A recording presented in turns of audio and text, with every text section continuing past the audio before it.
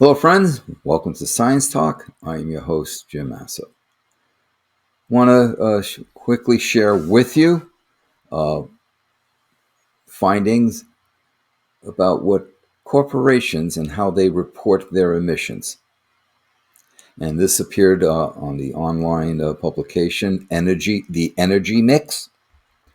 And the title, Corporate Emissions Reporting Rife with Errors, Analysts Find. Okay, so what's happening here? Errors in corporate emissions reports that indicate that companies are not giving climate policies due diligence. But the Rocky Mountain Institute, RMI, expects public pressure will push corporate transgressors to double down on their accounting.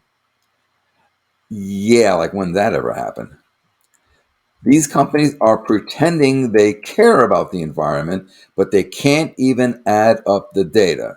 That's a statement by Andreas Hepner, a professor at University College Dublin Smurfit Graduate Business School. It shows that their net zero targets are just a big public relations exercise.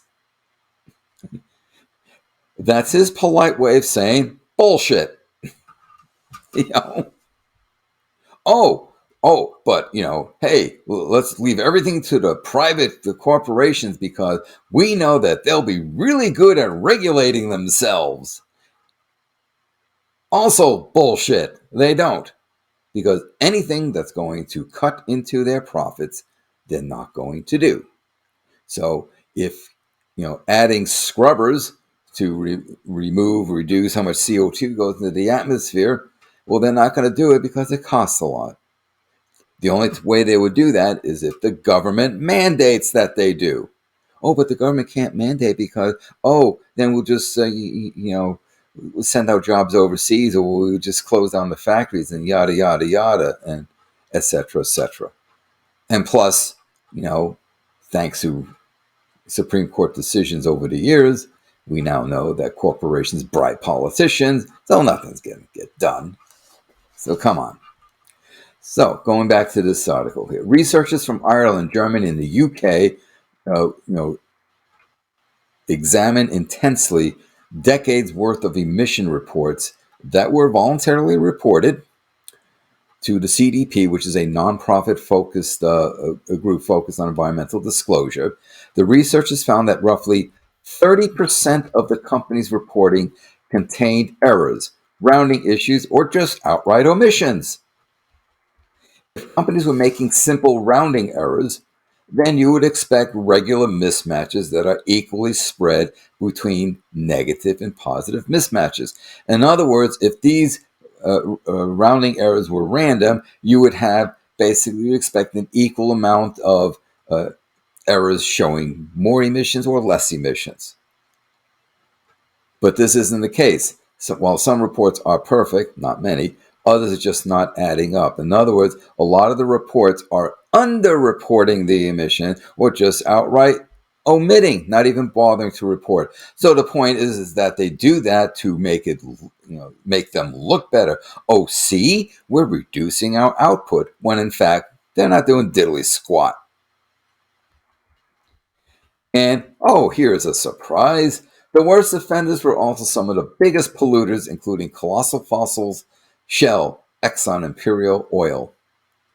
In any given year, 39% of oil and gas companies' reports had errors.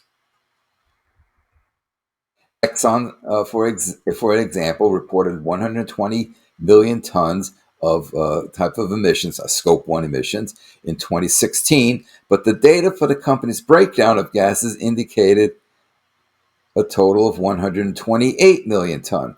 So they actually had 128 million ton, but they reported 120 million ton. So they just skimmed off 8 million. Oh, that didn't happen.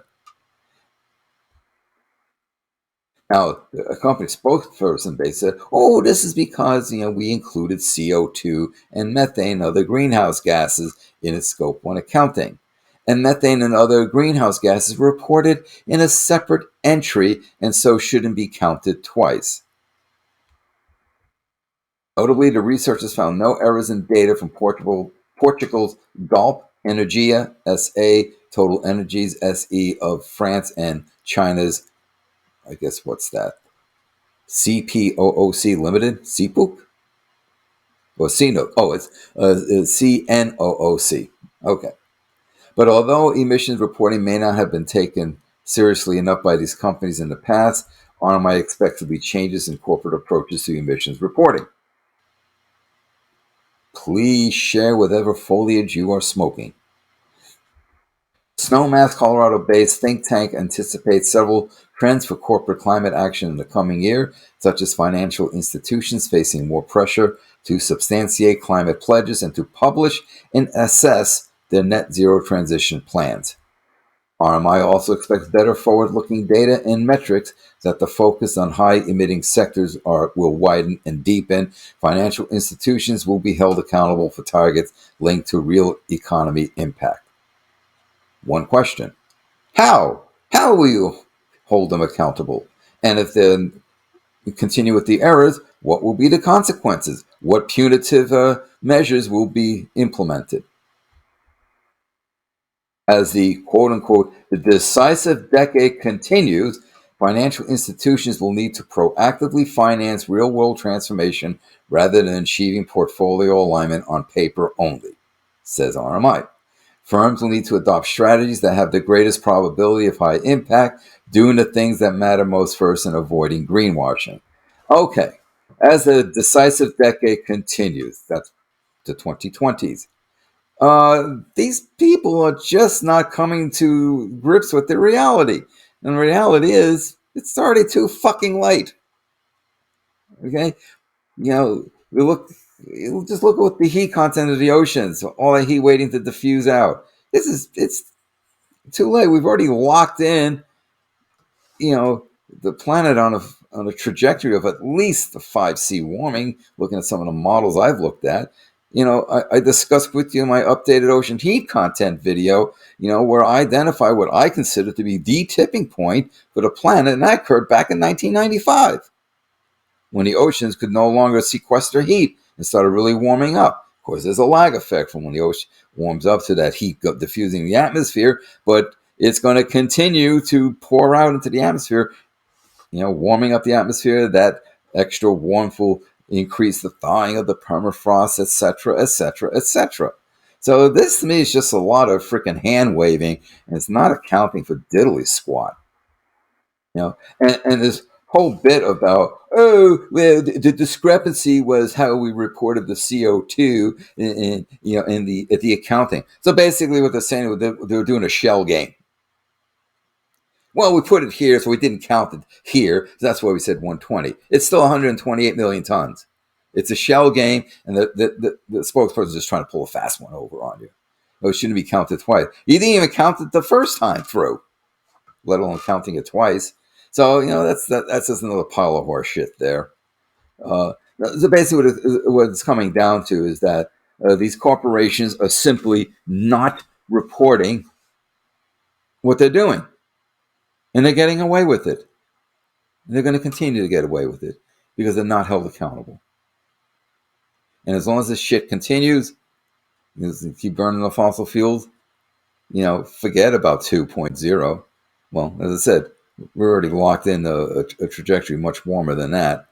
It's humans they're in denial. They just don't want to come to grips with what we're doing, and they won't take measures to even try to mitigate what's happening. But of course, there's the whole aspect of if you reduce greenhouse gas emissions, well, then you remove the aerosol masking effect. Damned if you do, damned if you don't. Either way you look at it, we're fucked. So, corporations continue to get away with underreporting, and bureaucracies and politicians seem just fine with that because the corporations buy them out. I feel sorry for young folks. So, Until next time, thank you for your time. Hello, folks. This is Jim here with Science Talk, asking you to please subscribe to my channel and to inform others of my channel and of the work that I do. Please share to social media platforms that you use. Also, as a reminder, don't forget to click the bell so that you know when I load up more videos. Finally, I ask that you support the work that I do by becoming a patron at patreon.com. Details in the description box below. Thank you for your support.